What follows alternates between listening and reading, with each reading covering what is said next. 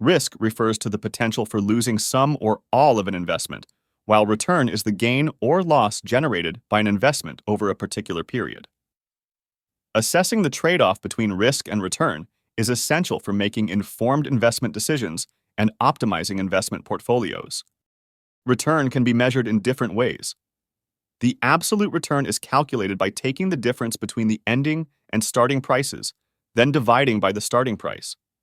The annualized return considers the compound annual growth rate, and the average return is the arithmetic mean of individual returns. Returns can be total, real, or nominal. Let's calculate the absolute, annualized, and average returns for a stock. We load historical stock price data, calculate the returns, and visualize the cumulative return over time. This process helps us understand the performance of the stock.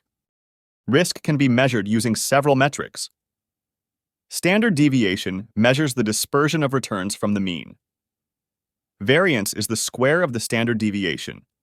Beta measures the sensitivity of a stock's returns to market returns. Value at risk, or VAR, estimates the potential loss in value of an asset or portfolio. Let's calculate the standard deviation, variance, beta, and value at risk, VR, for a stock.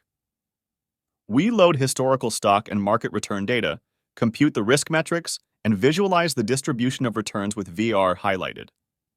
This helps us understand the risk associated with the stock. The risk-return trade-off concept indicates that higher potential returns are associated with higher risk. The efficient frontier represents a set of optimal portfolios that offer the highest expected return for a given level of risk. The Sharpe ratio measures the risk-adjusted return of an investment, calculated by dividing the difference between the average return and the risk-free rate by the standard deviation. Let's calculate and visualize the Sharpe ratio for a stock. We load historical stock return data, calculate the average return, risk-free rate, and standard deviation, and compute the Sharpe ratio.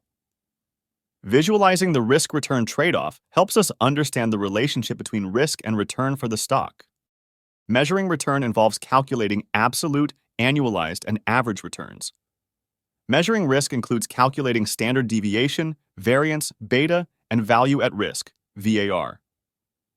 Understanding the risk-return trade-off helps in making informed investment decisions, as higher potential returns are associated with higher risk.